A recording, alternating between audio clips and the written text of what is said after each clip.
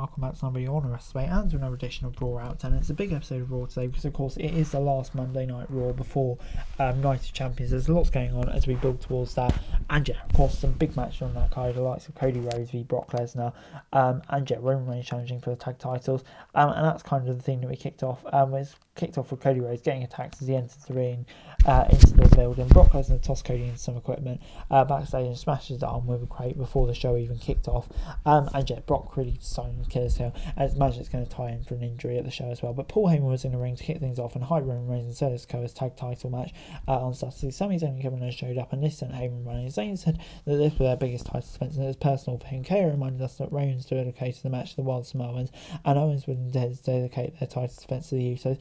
Imperium came out next and surrounded the ring before Riddle came in as well. Gunther and his men feigned retreat, but came back and attacked the Chance and Riddle, but the babyfaces managed to clear the ring and sent them backstage. And yeah, liked all of the stuff. It was all tying in Zayn and the Usos and all that. The big brawl set all that later on. So yeah, pretty neat start to Raw, I have to say.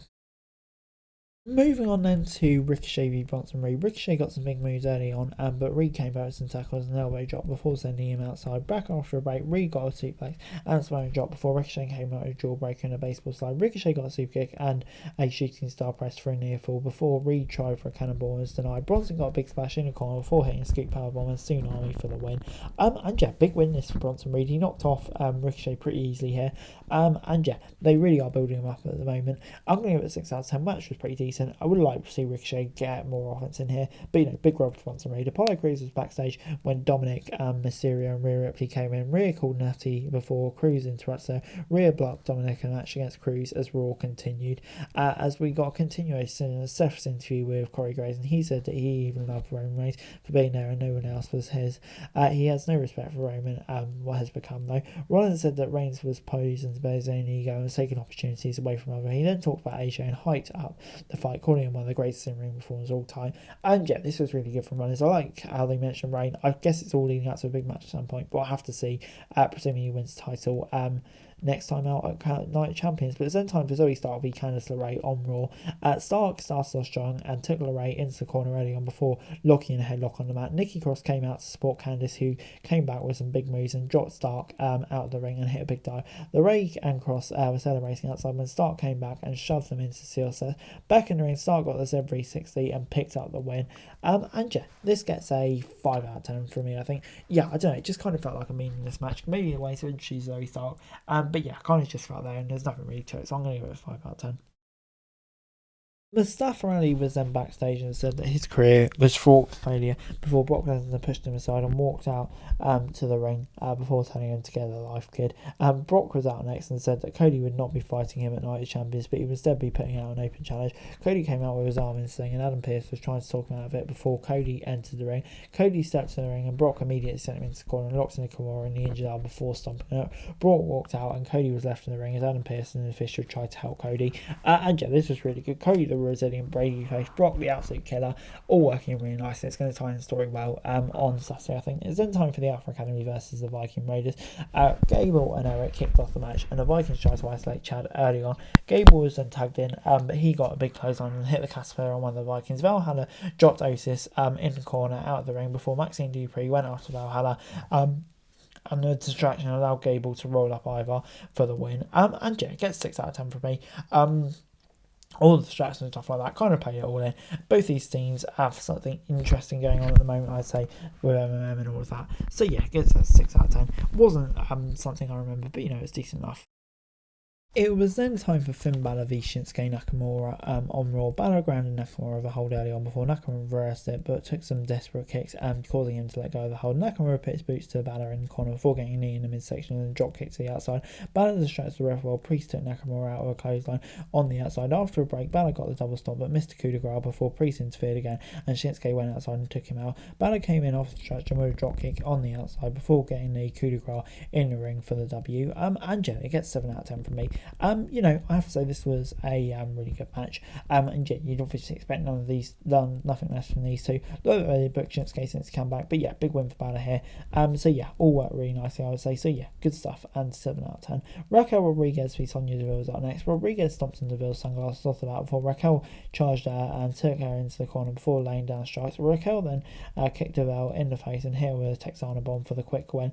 And yeah, I think this is kind of exactly what it needs to be here. Quick win, did its job, and Sonya and Chelsea attacked Raquel after the match, but Shotzi made her return and made it so the two sent Deville and Green outside before posing in the ring together. But yeah, this is kind of the bit I don't like. I don't know, it kind of seems like Raquel has a different partner every week, for goodness sake. Yeah, I don't know, it kind of just felt there. The women's tag team division really isn't doing much for me.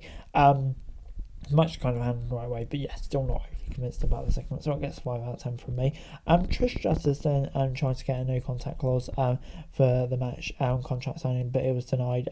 Becky Lynch came out first, followed by Trish. She wanted to celebrate her first ever contract signing. Trish claimed that Becky owed her success to here and said that she was still number one. She knew that she was Becky's weakness and signed the contract before. Becky said that Trish was scared of her.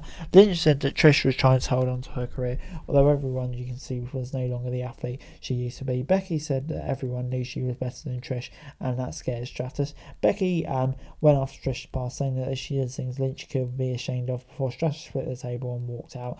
And yeah, this was all really good stuff. Great promo from Lynch. Stratus a heel. Now how's she going to come back from that? But yeah, great move face post from Lynch. Really restored her and did a great job there. So yeah, good stuff.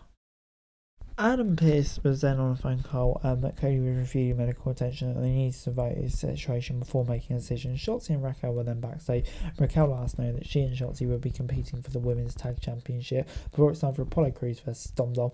Crews went out top early on and Dominic dropped him from the top rope before trying for the Three Amigos. Crews came back with a big toss and a bottom buster before getting near fall off crossbody. Outside the ring, Crews took Dom down with a clothesline before Ripley got involved. Dom then sent Crews into steel steps off the stretch before Ripley pushed him into the ring post. Crews then barely beat the 10 count before Dom got the frog splash in the ring for the W. Good win for Dom here. Love all the heel work. Love Judgment Day. Yeah, poor Apollo Crews, but yeah, this is all about Judgment Day and they are bloody great. So yeah, gets 6 out of 10 from me, but you know, it's good stuff. It was then main event time. Sami Zayn, Kevin Owens and Riddle against Imperium. Sami and Kaiser kicked off the match and tags were made to Riddle and Vinci early on. The babyfaces were in control, but Gunther tagged in and hit some big shots on Riddle before we headed for a break. KO got a frog splash on Vinci before tagging in Sami, who got the Blue Thunderball on Gunther. KO came in with a Southern Thunder but tossed outside before Gunther locked in a hold on Sami.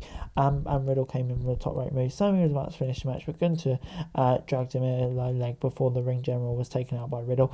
In the ring, Sami got the Haluva kick on Vinci and Kevin got a senton before picking up the win. And yeah, good win for the babyfaces. Send the fans so happy.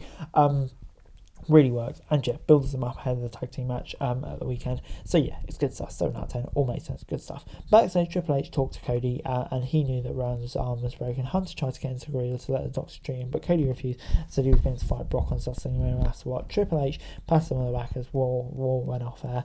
And yeah, I think it's all giving Cody a way out on the weekend, and yeah, you know, I think it did its job. Be interested to see where it all goes after that, but yeah, did its job there, so it gets 7 out of 10 from me. Good stuff. Overall, Raw this week gets a 6 out of 10 from me. I don't know. I felt like it was a solid enough go-home show. Was there anything really major on the go? No, it's kind of all about Cody and that arm. Be interested to see where that goes. But, you know, nothing too groundbreaking on the show. But, you know, it was pretty solid enough. Got me hyped for the pay-per-view. Looking forward to see all the stuff there. So, yeah, solid enough, 6 out of 10. But anyway, guys, that's it for the video. Thanks so much for watching. Like, share, subscribe, next comment down below. For the daily wrestling news, subscribe to the channel. Greatly appreciated. Thanks so much for watching. Peace out.